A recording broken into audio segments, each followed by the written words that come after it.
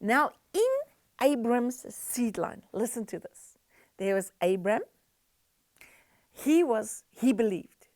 Then there was Isaac. He was rich. He was really the promised seed.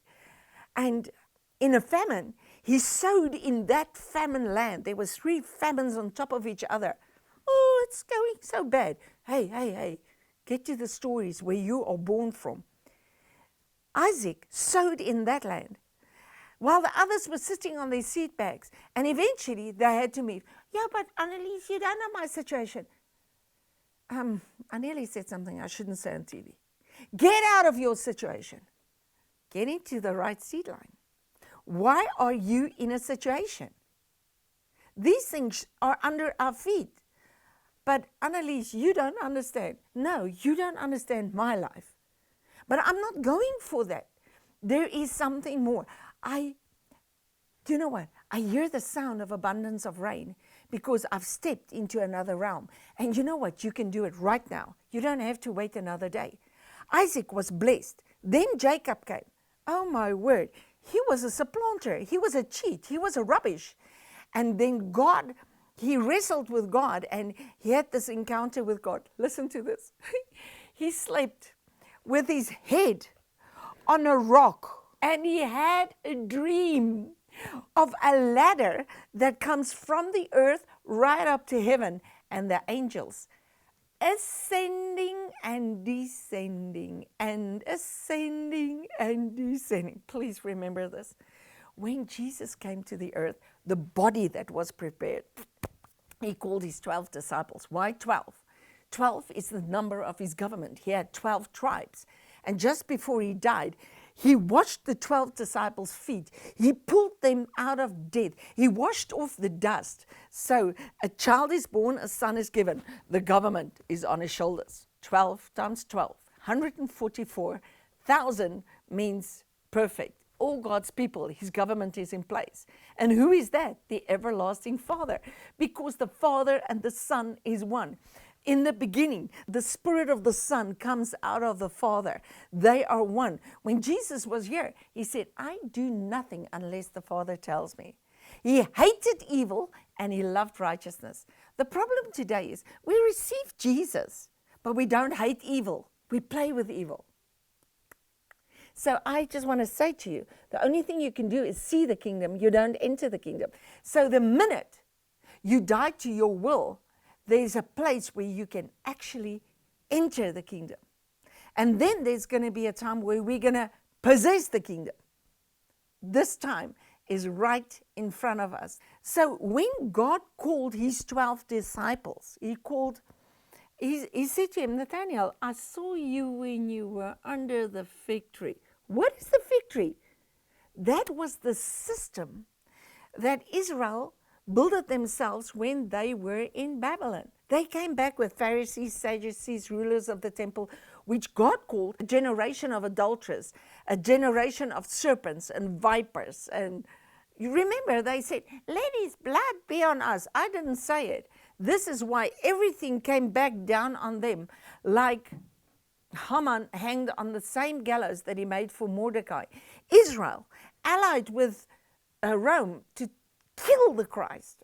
Jesus was born from a woman, Mary, born under the law. The law was a woman, but she adulterated with Rome to kill the Christ, and she became the false prophet of the book of Revelation. Listen, and all that had to go down. But Christ even can't be killed. He's God. But he willingly gave it all up. So when Jesus was here and he called Nathanael, Nathanael came and said, how do you know me? He said, I saw you under the fig. He says, how do you know I'm there? He says, if you think this is great, from now on, you will see angels ascending and descending. And it links up with Jacob. So this is the time of the promise that is going to manifest on the earth. So in the history, all the history went down, and we know God, it was Abraham, Isaac, Jacob. Then Joseph, the man with the many multicolored coat, which was a picture of Jesus Christ.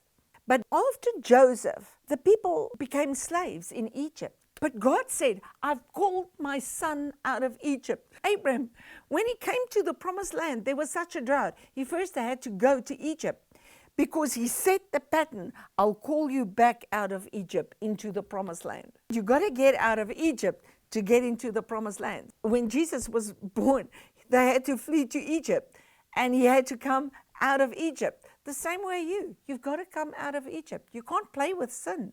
You got to hate evil.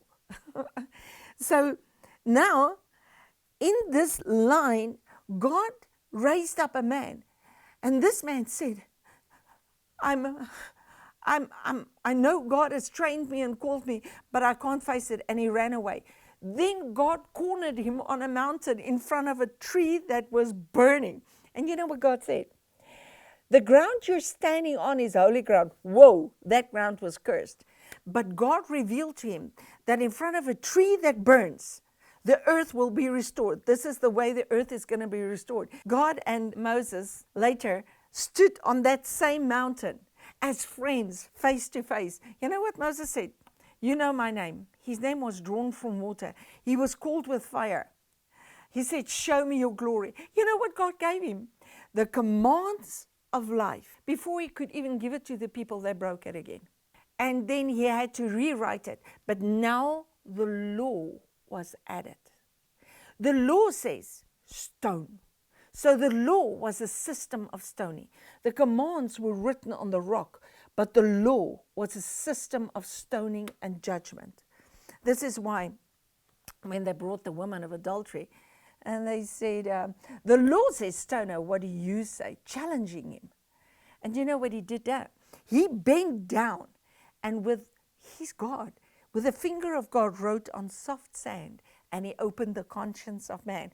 All those guys left without a further word. They just read and they heard in their consciences. There was no sermon convicting them. And Jesus said, I don't condemn you anymore. Now this is very important that we put all these little pieces together, because now they had a system of stoning, but it was also a system of worship that would lead to the Christ, because it was the schoolmaster taking them to Christ. It had 3 doors: the gate, the door, the way. Jesus said, I'm the way, the truth, the life. So this was a whole system of revealing how the glory is going to be restored, because they didn't believe it. Moses said, choose you today. They didn't choose. Now they have to follow the school. So when you go into the gate, there was a sacrifice altar, a water laver. That water laver was called the sea. This is why the book of Revelation says the sea is no more. It doesn't talk about Durban Sea or the Atlantic Sea or the Indian Ocean, no. It talks about the place where sins are washed away. Then there was a door with the candlestick, the bread, and the altar of incense. And only when the smoke of the altar on the outside of the sacrifice went up and the call of humanity went up, the glory of God came down. Now, if you want to help yourself, please go read Hebrews 9, and you'll see this system is breaking up, because he says the first, and he's talking about the middle section with the door and the candlesticks and the bread. He leaves the outside totally out. And then you pick it up in Revelation 11, where he only speaks about the Holy of Holies. So this thing was being fulfilled on the earth. And Jesus Christ, he was the end of the law to all those who believe, because he was the fulfillment of this pattern. He calls this pattern a shadow of the heavenly things and a shadow of the good things to come. But when Christ came, this people that ruled this worship system, they killed the Christ. So they never received the pattern. But in the meantime, God said to Isaiah, it is good that you're taken to Babylon, because from Babylon, this system was being broken up, and it went right through the cross unto 70 AD. Jesus Christ appeared in the middle of this the 7th week, the last week of Daniel's 70 weeks, in the fullness of time, right in the middle of creation time, Christ came and he brought the true light. So this is where our life actually really starts. This is why you cannot mix the old and the new. Let's go back. Moses got the commands. Then the law was added to the commands. Because they didn't obey, now the prophets was added to the law. So the law and the prophets were testimony unto Christ. Come on the mountain, who appears? Moses and Elijah, the law and the prophets. The law and the prophets were until John. Their time was gone. But they came back again. Why? The people didn't receive the preaching of Christ and the kingdom. Now the kingdom had to come with resurrection. The kingdom is now resurrection and life, not just preaching of it.